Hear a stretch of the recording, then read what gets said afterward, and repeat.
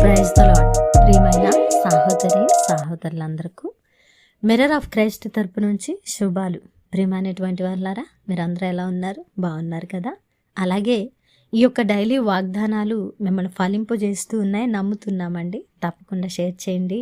అలాగే పరిచర్య బహుభారం కలిగి ఉన్నదండి. యథార్థమైన పరిచర్యను చేస్తూ ఉన్నాం, ముందుకు రండి. అలాగే సామెతలు గ్రంథము 10వ అధ్యాయము 29వ వచనాన్ని మనము ధ్యానం చేద్దాం. సామెతలు 10వ అధ్యాయము 29వ వచనము.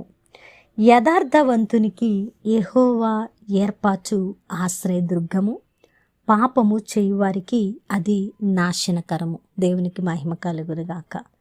ప్రియమైన దేవుని బిడ్డలారా, ఈరోజు దేవుని సన్నిధిలో నిందారహితులముగాను యథార్థంగాను మనము కొనసాగే వారంగా ఉండాలని, ఈరోజు మనం యథార్థవంతులముగా ముందుకు వెళుతూ ఉంటే ఆయన ఏర్పాటులో, ఆయన సంకల్పంలో, ఆయన చిత్తములో ఆయన మన జీవితాలలోకి ఏది ఏర్పాటు చేసినా కూడా దానిని ఆశ్రయదుర్గముగా మనము స్వీకరిస్తామని భక్తుడు ప్రస్తావించిన అద్భుతమైన వాక్యము ద్వారా దేవుడు మనతో మాట్లాడుతూ ఉన్నారండి. అవును కదా, మనము దైవిక చిత్తంలో ఉన్నప్పుడు ఏది కూడా మనల్ని పెళ్లగించలేదు. నిజంగా దైవ చిత్తంలో కొనసాగుతూ ఉంటే, ఆయన యందు విశ్వాసం ఉంచి నిరీక్షణతో యథార్థంగా ముందుకు వెళుతూ ఉంటే, ఆయన మన జీవితాలలో ఏ ఏర్పాటు చేసినా కూడా దానిని ఆశ్రయదుర్గంగా చేసుకుని మనం బలంగా ముందుకు వెళ్ళే వారంగా ఉంటాం. ఒకవేళ అలాగున లేకుండా పాపము చేయువారముగా ఉంటే,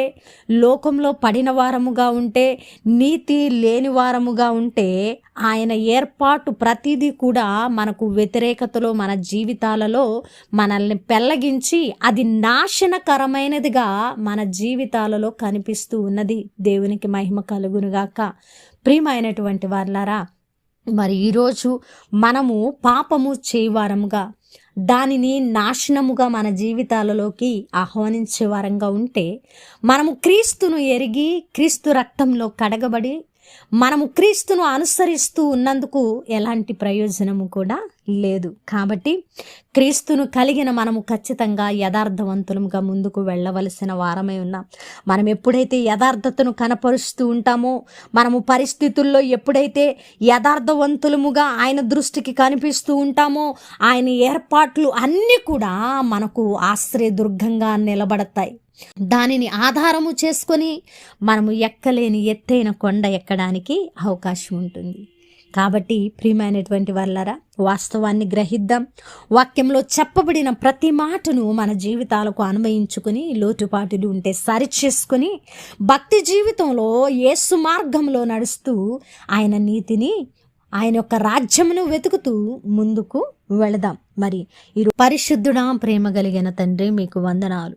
అద్భుతమైన వాక్కు ద్వారా మాతో మాట్లాడి మా హృదయాలను కట్టి బలపరిచినందుకు వందనాలు. అవును ప్రభువా, మీ ఏర్పాటు మా జీవితాలలో యథార్థంగా ఉన్నప్పుడు ఆశ్రయదుర్గముగా మారునట్లు కృప చూపించండి. అయా పాపము చేయువారితో కూడి మేము మీకు విరోధముగా లేవక, మా జీవితాలను నాశనము చేసుకోక, నాయనా ప్రభువా, జ్ఞానము చేత, వివేచన చేత, అయా గ్రహింపు కలిగిన వారముగా మీలో నిలబడడానికి సహాయం చేయండి. ఎవరైతే మాటలను గ్రహించి వాక్యాన్ని పట్టుకొని ముందుకు వెళ్ళడానికి ఇష్టపడుతున్నారో వారి పట్ల నెరవేర్చమని, అలాగే తండ్రి పరిచర్యకు సహకరిస్తున్న వారిని దీవించండి. లైవ్లో పాల్గొంటున్న వారిని దీవించండి. వాక్యాన్ని ప్రభువా విని గ్రహించి అనుసరించి జీవితాలలో పెట్టుకుంటున్న వారిని దీవించమని, అయా చేస్తున్న ప్రార్థనలకు దీవెనలు జవాబులు ఇచ్చారని నమ్ముతూ ఈ ప్రార్థన నజరేయుడైన యేసుక్రీస్తు నామమున సమర్పించి అడిగి వేడుకుంటున్నాము తండ్రి, ఆమేన్. ప్రియమైన దేవుని బిడ్డలారా, విన్న వాక్యాన్ని తప్పకుండా షేర్ చేయండి. అలాగే పరిచర్యకు సహకరిస్తారని విశ్వసిస్తున్నాను. దేవుని చిత్తమైతే మరల కలుసుకుందాం. దేవుడు మేము దీవించును గాక. ఆమేన్.